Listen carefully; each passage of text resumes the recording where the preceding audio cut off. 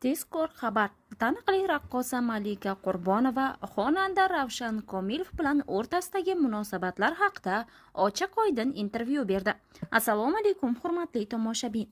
Kanalimizga xush kelibsiz. Videoroliklarimiz ostida bir dona like hamda podpisatsiya tugmachasini bosib qo'yishni yodingizdan chiqarmang. Ravshan Komilovning raqqosasi emasman. Malika Qurbonova odamlarning gap so'zlari hamda xonanda Ravshan Komilov bilan o'rtasidagi munosabat, shuningdek oilasi hamda farzandlari haqida ochiq-oydin intervyu berdi hamda ko'plab muxlislarning e'tibor markazidan joy oldi. Men uchun birinchi o'rinda oilam, undan keyin esa san'atim turadi. Lekin hozirgi kunda ikkalasini imkon qadar teng olib ketishga harakat qilaman. Chunki ikkalasi ham muhim hamda qadrli. Biroq ayol kishiga buni teng olib borish juda qiyin. Nazarimda bu borada erkak san'atkorlarga osonroq. Chunki ayollarning zimmasida oila, farzandlar, turmush o'rtoq, qaynona-qaynotaning oldidagi mas'uliyat ko'proq bo'ladi. Oilamni ham, kasbimni ham sevaman. Raqsdan kechish qiyin. Pul uchun san'atga kirmaganman. Inson kasbini yaxshi ko'rsa, uni tark etishi og'riqli bo'ladi. Qachon san'atdan ketishimni hech kim bilmaydi. Avvalambor hammasi Allohdan. Har bir ishning boshlanishi bo'lgani kabi yakuni ham bor. Shu sabab har bir ishimda chiroyli yakun bo'lsin deya duo qilaman. Ota-onam uchun ham san'atni tark etkim kelmaydi. San'atni tark etish niyatim yo'q. Sababi bu umr va yillar bilan bog'liq narsa. To'g'ri, hozir opam ma'lum sabablar bilan san'atdan yiroqda. Buning o'ziga yarasha sabablari bor. Qolaversa, u boshqa yo'lni tanladi va men buni qo'llab-quvvatlayman. Har bir ishning yakuni borligi rost, lekin o'zimga keladigan bo'lsam, hozircha ketish niyatim yo'q. Bilaman, qachondir baribir buning ham oxiri bo'ladi. Niyatim peshonamga yozilgan bo'lsa, chiroyli yakun bilan faoliyatimni tugatish. Chunki keyinchalik muxlislar bizni yaxshi xotiralar bilan eslashini xohlayman. Menimcha kasbini yaxshi ko'rgan odam qachon tark etishini, dam olish yoki tanaffus qilishni o'ylamaydi. Xudo peshonangizga qanday yozgan bo'lsa, shunday davom etaverasiz. Ravshan Komilovning raqqosasi emasman. Ko'pchilik opam ikkimizni Ravshan Komilovning raqqosasi deydi. Bu juda g'alati eshitiladi. Ushbu xonandaning kliplarida raqs ijro etishimiz aslida alohida o'ylangan strategiya emas. Qaysidir xonanda bilan qaysidir raqqosa yaxshi tandem bo'ladi. Misol uchun xonanda Imron bilan Durdona Qurbonova, Alisher Fayz bilan Parizoda yoki opam bilan menda Ravshan Komilov. Bularning hammasi tasodifiy tandem.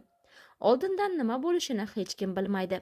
Tandem yaxshi ketsa, keyinchalik yana ijodiy faoliyatni davom ettirishadi. Bu albatta omad hamda mehnatga bog'liq. Ravshan aka bilan oilaviy o'rtoqmiz. Ularning qo'shiqlari juda chiroyli, doim raqsbob musiqalar yaratadilar. Hozirgi kunda televideniyega berilayotgan raqsbob qo'shiqlar kam. Odamlar shunday musiqalarni sog'inadi. Shuning uchun biz bu inson bilan ijodiy hamkorlik qilamiz. Odamlarning me'dasiga tegib qolmaslik uchun har gal yangiroq narsalar qilishga harakat qilamiz. Turmush o'rtog'im Ravshan akani yaxshi bilganlari uchun ular bilan ishlashga qarshilik bildirmaydi. Ravshan aka juda ham talabchan hofiz.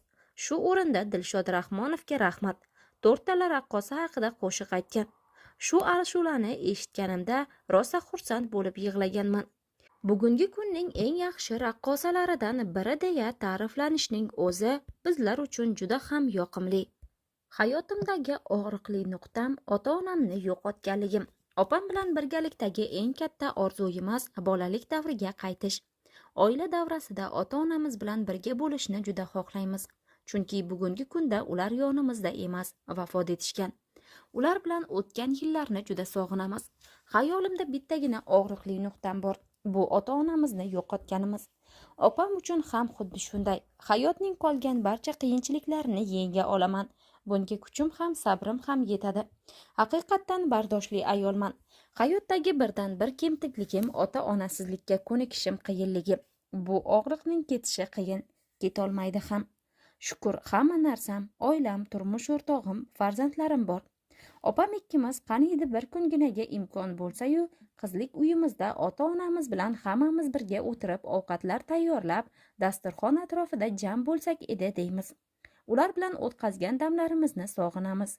Ular oddiy odamlar bo'lishgan.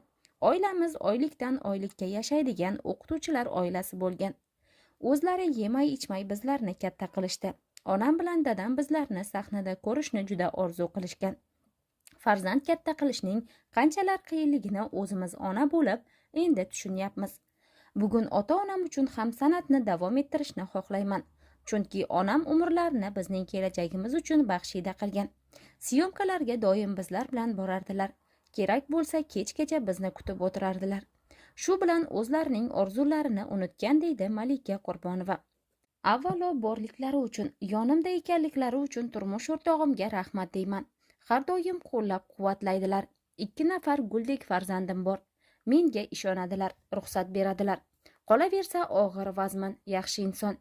Eng asosiysi ulardan farzandlarim uchun minnatdorman. Chunki o'qishni bitirib ijod qildim. Boshqa qizlarga nisbatan kechroq 26 yoshda turmushga chiqqanman. Turmushimizning boshida ozroq vaqt farzandli bo'lmadik. Shu sababli farzand ne'mati men uchun juda qadrli deydi raqqosa. Baxtli oila qurish uchun muhabbatning o'zi yetarli. Tajribamdan kelib chiqqan holda ayta olamanki, oilada muhabbat juda muhim. Har bir narsa muhabbat asosida quriladi. Masalan, kasbga ham muhabbat asosida erishiladi. Farzandlarga ham mehr muhabbat kerak.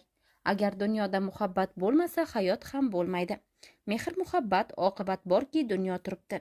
Shuning uchun oilada o'zaro muhabbatning bo'lishi juda muhim deb hisoblayman. Chunki bir-birini yaxshi ko'rgan oila a'zolari bir-birlarini kechira oladi. Ayblar, xatolarga ko'z yumiladi.